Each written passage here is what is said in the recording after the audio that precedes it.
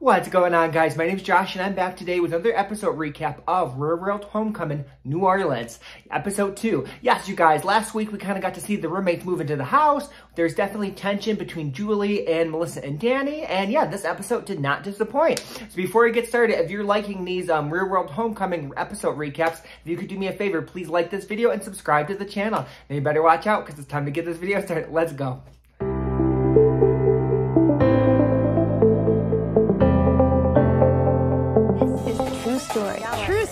True story of 7 strangers picked to live together again. This is a really bad idea. Have their lives taped to find out what happens when people stop being polite and start getting real. Someone be my baby tonight. Real World Homecoming, New Orleans. So yeah, guys, I love this episode of Real World Homecoming, New Orleans, episode 2. This definitely was a really good episode. I feel like the first episode was a lot about them, you know, moving back into the house. We kind of got to see the tension between Julie and Danny and Melissa. And this episode, it was definitely a good one. In this episode, we get to see, you know, Julie still trying to make amends with Danny and Melissa. So that was really good to see, kind of seeing them having conversations, Julie trying to make it right. We also get to see, you know, Tokyo, just kind of this new side of him that where the first season, he wasn't really open to the experience, and just seeing the difference and him just being really open to the experience and just kind of getting along with his roommates and really getting to know him and embracing his roommates and them embracing him was really cool. Melissa was hilarious as always. Anything she does, I feel like all her confessionals, her playing that virtual reality game, she's just hilarious. I love Melissa. We also get to see, you know, Danny talk about his relationship with Paul and the whole don't ask, don't tell, and just kind of the emotions of, like, you know, what that took a toll on their relationship and just how it affected him. And yeah, and then the end of the episode, we get to see, you know, Julie kind of becomes a hot mess. She gets a little too drunk and the roommates try to get her home, and it kind of causes this big fight. So yeah, there was a lot that happened in this episode, and I'm here to kind of go over it now more in detail. So yes, so we see in this episode that, you know, Julie, you know, she wants to make amends with, you know, pretty much Danny and Melissa. We see her try to go up to Melissa. She wants to talk. And Melissa tells her, like, I'm about to take a shower. We'll talk later. We then see later, you know, Julie goes up to Danny and she wants to have a conversation with him. And then pretty much she apologizes for, you know, writing the letter. And he just says, like, you know, how much she really hurt him. And she just kind of apologizes and tells him she's sorry. It kind of ends in a hug. He gives her a hug. But then, you know, for him, while he, you know, forgives her, it's going to take a long time for him to trust her again and for them to be friends. Probably longer than, you know, the 2 weeks they're there. It's going to take longer till maybe after the show. But he just, you know, it's going to take a long time for him on his side. But, you know, he definitely listened to her apology and, you know, accepted it and gave her a hug. We then see also later, to go into Melissa, we kind of see, you know, Julie wanting to, you know, apologize to Melissa, but she doesn't want to push it too much. We then see, like, you know, later Julie makes Melissa a coffee. She kind of gives Melissa a coffee, and they just kind of naturally start having a conversation, talking about how they both had therapy after the show, and they finally get talking, and pretty much, you know, Julie takes ownership of the issue. She says, you know, it doesn't matter about what happened, who wrote the letter, what was in the letter. The more importantly is it's my fault that I take ownership of the issue, and she apologized to Melissa and just tells her how much she misses her. And Melissa, you know, listened to her apology. She listened to her. She kind of accepted her apology as far as that goes. But it's more, her accepting it is more, I feel like, they can be civil to each other. So they don't have to, you know, maybe hate each other, but they can at least coexist in the same spot without fighting. So Melissa, you know, you can tell she accepted it, but really, you know, I don't think she really wants to be friends with, you know, Julie. But at least it was a small step towards, you know, them getting along a little bit better. And who knows, maybe they could be friends with one day. But Melissa is kind of more, she just wants to coexist. And for us, I just like to see any kind of steps moving forward. And it was really refreshing seeing Julie taking ownership. And really, Tokyo was the one who gave, you know, Julie this advice about, you know, you need to take ownership that they were hurt. And she really took his advice, and it was good seeing Julie apologize, and hopefully, you know, this is a step in the right direction. So that was really cool. Also, I gotta say, I love Tokyo in this episode. You know, he talks about, you know, the first experience, he really wasn't open to getting to know the roommates. And, you know, this time he really is embracing the experience and he wants to get to know them. We get to kind of see some of Tokyo's art and just kind of what his life has been like, you know, since the show. And we see him make breakfast for the roommates. And it's just really refreshing, especially since the first show of the first time they were in New Orleans. You know, Tokyo was kind of the outsider of the cast, and he just really didn't get along with the roommates. So it was really refreshing, you know, seeing him embrace the roommates and them embrace him. So I'm definitely loving seeing, I feel like we're getting to see the real side of Tokyo, and it's also this episode, we get a incoming message, and this time it's about the don't ask, don't tell policy, and it's mainly talking about, you know, clips of Danny's relationship with Paul. For those of you who don't remember, when Danny had just joined the original show, he was dating a guy named Paul who was in the military, but pretty much Paul's identity couldn't be revealed, otherwise he'd be discharged from the military.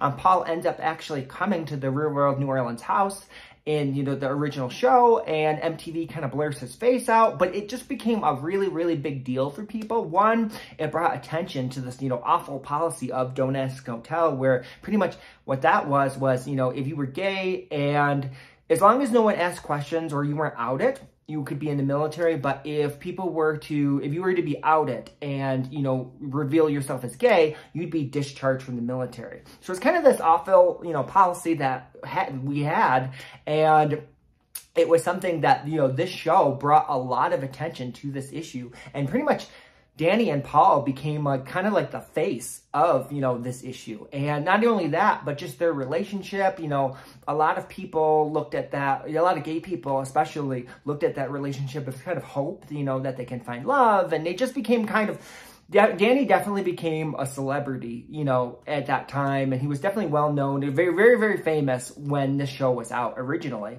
And we kind of just see them, you know, clips of, you know, Danny and Paul together. And back when, you know, Paul visited, Danny, you know, they talked about how much he really liked him and how much they liked each other.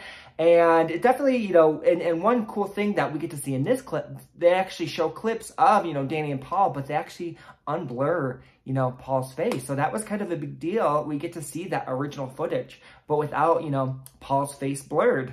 And then we kind of just get to see, you know, what this meant to Danny. I think this was really big for him because he was really young, and all of a sudden now, you know, this blew up and he was really famous after this. Him and Paul's relationship were really famous, and it took a lot of, you know, it took a toll on their relationship. One, because after the show, you know, Danny and Paul were still together. Paul was still in the military, so he still could not, you know, reveal his identity. Otherwise, he'd be discharged. So they had to keep, you know, their relationship a secret, keep Paul's identity a secret. And it was just really, really hard on the relationship. They'd have to go to the grocery store and pretend they didn't know each other and just really live this life of secrecy. And ultimately, it just caused a lot of stress in the relationship. It started to cause resentment between the two. And ultimately, they broke up and it didn't end well.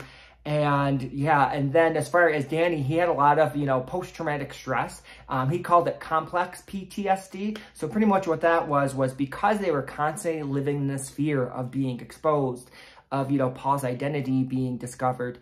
There just was a lot of anxiety, a lot of pressure that it kind of caused a lot of trauma for him. So even though, you know, and because this was going on for years, he just had a lot of trouble, you know, with, you know, the show's aftermath. And it wasn't an easy road for him or, you know, his relationship with Paul. We did see, you know, him or pretty much Danny and Kelly have a conversation, and the relationship with Paul did not end well. They're not really on speaking terms, but Danny revealed, you know, he would like to kind of have closure with Paul, and it looks like, you know, next episode they're going to actually, you know, talk, and they're going to finally have conversations about their breakup and try to get closure. It was really nice seeing, you know, Kelly there for Danny, and just, you know, I love their friendship, and yeah, she kind of knows everything that he's been gone through because they have stayed in touch outside of the show. But yeah, there's definitely a really, really big deal at the time. And yeah, like I said, Danny was definitely really famous. His relationship, you know, everyone knew about Danny and Paul. And yeah, so I'm glad we get to revisit that, and we get to just kind of see Danny's journey. And yeah, I'm excited for next episode as far as that goes.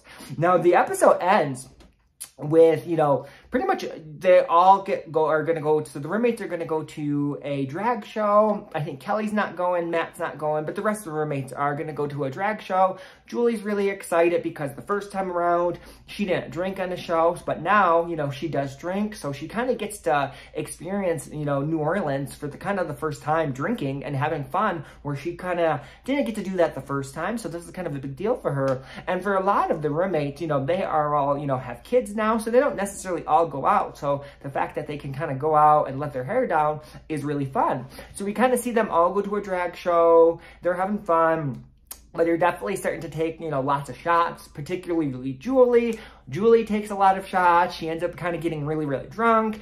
And, you know, Tokyo and Jamie were really concerned about, you know, Julie getting too drunk and worried about her, where they're trying to get Julie out of the bar. Julie at some point starts to kind of, she definitely was a mess, but it all happens. It happens. But they're pretty much trying to get her out of the bar, and, you know, Julie is just not having it. They're trying to give her water. She's not drinking the water. And eventually, you know, security, also the bouncers want to kick Julie out. Eventually, at a certain point, you know, Tokyo kind of grabs Julie and kind of takes her out of the bar. Julie gets really upset, and that's kind of where the episode ends. She's really upset that, you know, the roommates are making her go home.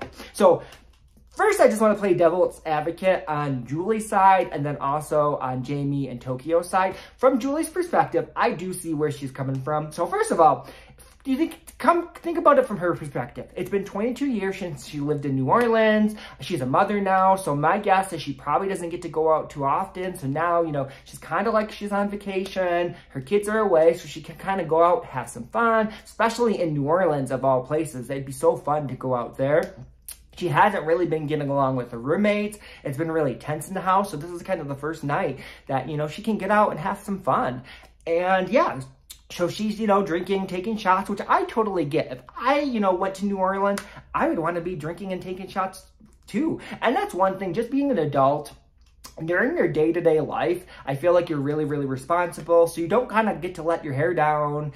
But when you're on vacation, all bets are off. I feel like for me, when I'm on vacation, I want to party, I want to have fun, I want to let loose, I want to be fun, Josh. And I think that's what Julie was doing. She was having fun. Yes, she was getting too drunk, but, you know, she was just enjoying the moment. And I think from her perspective, you know, then you have Jamie and Tokyo coming up to her, telling her, okay, we need to leave now. And, you know, it's only 10 o'clock. First of all, I'm in New Orleans, I'm not going home at 10 o'clock. I'm staying out probably till like 4 in the morning, to be honest with you. So the fact that they were, you know, trying to make her go home at 10 o'clock, I could definitely see where she was upset, telling them like, no, I'm okay. You need to, you leave and I'll stay. And whether, you know, she was saying like, I'll take care of myself, you leave, and I'll kind of accept the consequences. I want to stay. So I get where she was coming from as far as that goes, wanting to stay out. Now, if I wanted to stay out and I kind of made my mind up, you leave, I'm staying, and then someone grabbed me and tried to take me out of the bar, I will say I would be very upset too. I definitely would get mad, and I definitely would be fighting with them because I wouldn't want to go home. That's the best part of being an adult, is you go where you want, when you want, and you'll go home when you want. So the fact that, you know, someone's trying to make you go home, that definitely would not fly with me. So I can see, you know, where Julie kind of got out of control, and she was drinking too much, and why she had the reaction she did. Also, I gotta say too, and one other thing in Julie's defense, most people start drinking when they're kind of in their early 20s, when they turn 21. So you kind of have those moments where you do get too drunk, and, you know, you kind of learn from those experiences. And that happens for a lot of people in their early 20s. Julie, she even said in this episode, she didn't start drinking till after she was married. So she might not have the same experiences that the other roommates have. So it just, overall though, it happens to everyone. It's very easy to sometimes just drink too much. But yeah, so I understood her side. But now on the flip side, I definitely understand, you know, Tokyo and Jamie's side. One, first of all, I gotta say, dealing with drunk people is annoying. Drunk people are so annoying, and especially if you're trying to reason with them. One, you can they could see, you know, Julie was getting too drunk, and they see the situation at hand. They see, you know, this is only going to go downhill. So they're being good friends by trying to, you know, get her to leave, to take her home, because they see it only going downhill from where she's at. And the problem with drunk people is you can talk all the logic you want with them. You can try to reason with them. But if a drunk person's drunk, it's going to go in one ear and out the other. And, you know, Tokyo and Jamie both were trying to get Julie to leave because they saw it going downhill. And also, this is a difference in Tokyo as well, because if you think the very first season of New Orleans, when Melissa was starting to drink too much, what did Tokyo do? He left and just kind of left, and he went home. He didn't deal with it. So this was a big deal, seeing, you know, Tokyo trying to look out for Julie because he's genuinely worried about her and he wants to make sure she's okay. Now, and him grabbing Julie and trying to get her to leave was really, you know, that was coming from a good place. He's ultimately just concerned with her. And fast forward to the preview clip of, you know, next episode, he definitely had room to be concerned because, you know, she fell out of the cab in the preview. She's throwing up. So she definitely became a mess. And what he saw, what they were worried about happened. And he was just making sure she got home okay, safely.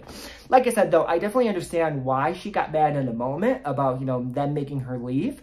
The difference is, though, I can see being mad at the moment, but then the next day, if you were to sober up, it would be kind of one of those, oh my God, I'm so sorry you had to deal with me. That's how I would be. I'd be, oh my God, I'm so sorry you guys had to deal with me like that. I'm sorry I drank too much. And it would just be, apologizing to them. And they'd come at it from a different mind. But yeah, looking at the clip for next episode, it looks like Julie is still upset, you know, that Tokyo physically grabbed her and made her leave.